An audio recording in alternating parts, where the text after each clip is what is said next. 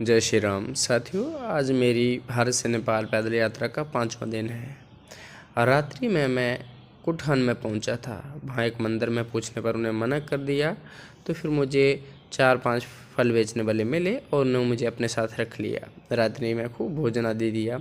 सुबह मैं चलने लगा तो खाना तैयार नहीं था, तो उन्होंने मुझे नारियल दिया और जीवन में पहली बार मैंने नारियल पानी पिया, पर अच्छा मेरे हिसाब से नहीं था। उसके बाद जो भी फल वाले भाई साहब थे, इनके साथ 2-3 और थे, और ये हैं बाबा, इनका नाम है ब्रिजेश। इनके साथ ही मैं रात्रि में रुका था और रात्रि में भोजन दिया। फिर रास्ते में इन्होंने मुझे सुबह जो दूसरे दिखाई दिए थे उनने केले दे दिए और इन बाबा जी ने मुझे सेब दे दिए, ताकि मैं रास्ते में जब भी मुझे भूख लगे मैं इन फलों को खा सकूं। उसके बाद मैंने इन भाई साहब से ली अलविदा और चल दिया अपनी यात्रा पर। कुछ दूर चलने के बाद लगभग 15 किलोमीटर 20 किलोमीटर, तो धूप इतनी कि अब चला जा नहीं रहा था। अब मैं थक गया था, कोई बैठने के लिए जगह भी नहीं थी। तो मुझे एक इस तरह सा जो बनती हुई बिल्डिंग दिखाई दी, वहाँ उसके अंदर जाके मैं बैठ गया। मैंने अपने साथ एक पन्नी रखी होती है। जब भी मैं थक जाता हूँ, जहाँ कहीं बैठने के लिए जगह नहीं मिलती है, तो भूमि पर बिछा के मैं उस पर बैठ जाता हूँ। अगर ज़्यादा थक गया होता हूँ तो उस पर लेट जाता हूँ। तो इस तरह से इस मकान में भी जो अभी बन रहा था, नीचे मिट्टी आदि थी, तो मेरे साथ एक पन्नी थी।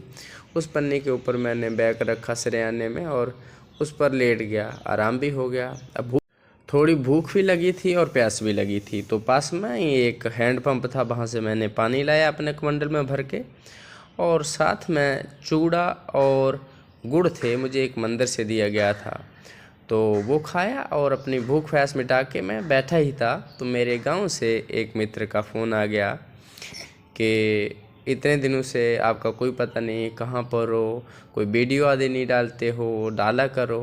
तो उसके बाद मैंने सोचा कि ठीक है, मैं डालूँगा वीडियो, और उसके बाद मैंने वीडियो बनाना शुरू किया, ताकि मैं ये जानकारी हर दिन अपने लोगों के साथ साझा करता रहूँ। आप लोगों के साथ साथ मुझे अपने माता पिता के लिए भी जो वीडियो बनाना पड़ता है, वो भी मेरे बारे में चिंतित होते हैं। और कहीं मैं तीर्थ पर पहुंच जाता हूं तो वहां के उनको दर्शन भी हो जाते हैं, तो इसलिए ये सब मुझे करना पड़ता है। इंसान चाहे जैसा भी हो, उसके अंदर दया तो होती है। मैं रास्ते में आ रहा था, मुझे एक शराबी मिला, मुझे बुलाया उसने, मैं उसके पास गया। मुझे पूछा, ए बाबा चाय पियोगे? तो बोला, तो मैंने मना कर दिया क्योंकि मैं चाय नहीं पीता हूँ। उसके बाद वो बोला कि बाबा क्या खाओगे? उसके पास एक ढाबा था, वहाँ कुछ खाने लायक था नहीं कि जो मैं अपने लिए बोल सकता, तो मैंने बोला मैं कुछ नहीं खाऊंगा। उसके बाद उसने हाथ जोड़े और मैं चल दिया। इसी तरह मुझे कल एक व्यक्ति मिला था रास्ते में, वो मुझे बहुत गाली दिया, बोला कि तुम बाबा लोग भीख मांगते हो, तुम ऊंची जाति के हो, नीची जाति के साथ गलत करते हो। आधा घंटा तो उसने गालियाँ दी, और अंत में जब मैंने बोलना शुरू किया तो फिर चुपचाप मेरे पाँव पकड़े और माफ़ी मांगी। अब इन भाई साहब को ही देख लो। ये भाई साहब मुझे रात्रि में मिले थे और मुझे उतना याद नहीं रहा था कि ये रात्रि में मिले थे। पर अब जहाँ मैं विश्राम कर रहा था, तो ये अचानक से बाइक पर आए और मुझे देख के रुक गए, मेरे पास आके बैठ गए। फिर मुझे खाने के लिए पूछा और दुकान में जाकर जो मीठे समोसे होते हैं वो लेके आए, ताकि मैं जब भी भूख लगे उनको खा सकूं। और उनसे बात करने के बाद मैंने अपनी यात्रा आरंभ करी। मुझे इस दिन के अंतिम समय तक कहीं ना कहीं तो पहुंचना है। मैं अपनी यात्रा में ये सोच के नहीं चलता हूँ मुझे कहाँ रुकना है, क्या खाना है, किसके साथ रुकना है, क्या नहीं खाना है, भोजन मिलेगा नहीं मिलेगा। मैं सिर्फ चलता जाता हूँ। जहाँ रात्रि पड़ जाएगी, जो भगवान की इच्छा होगी, मिलेगा खाने को तो खा लेंगे, नहीं मिलेगा तो कोई बात नहीं। पर आज रात इसी तरह चलते चलते शाम के समय एक गाँव में पहुँचा, अंबारी उसका नाम था। लोगों को पूछने पर पता चला कि जहाँ एक मंदिर है, राधा कृष्ण जी का मंदिर है, वहाँ रात्रि बिताई जा सकती है। मैं मंदिर के आंगन में गया, देखा कुछ बच्चे क्रिकेट खेल रहे हैं।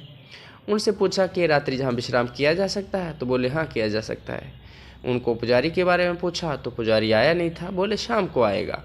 तो मैंने अपना आसन रख दिया, हाथ पाँव धोए और सोचा समृद्धि के लिए इन बच्चों के साथ जो बातचीत हुई उसको भी रिकॉर्ड कर लूं। जाने के बाद मैं भगवान शिव के मंदिर था पास में ही, इसी आंगन में दर्शन किए और उसका छोटा सा वीडियो बनाया। उसके बाद मंदिर में 2 मैया लोग आए। एक मैया से पूछा कि मैया आप पास में रहते हो या दूर? तो बोले बाबा मैं तो दूर रहती हूँ। अगर पास बोलते तो उनको बोलता कि मुझे रात्रि का खाना चाहिए, तो वो दूर की थी, मैंने इसलिए उनसे पूछा नहीं।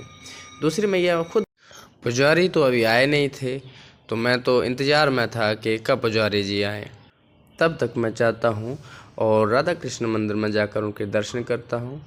दर्शन करने के बाद थोड़ी देर वहाँ टहलता हूँ और फिर इंतज़ार करता हूँ कि पुजारी जी आएंगे तो कुछ आगे की व्यवस्था होगी, यानी जहाँ रुकूंगा। अगर नहीं आएंगे तो भी मैं अपने मंदिर में आसन लगा के रात्रि ही रुकूंगा, क्योंकि अब रात्रि होने वाली है, कहीं और जा नहीं पाऊंगा।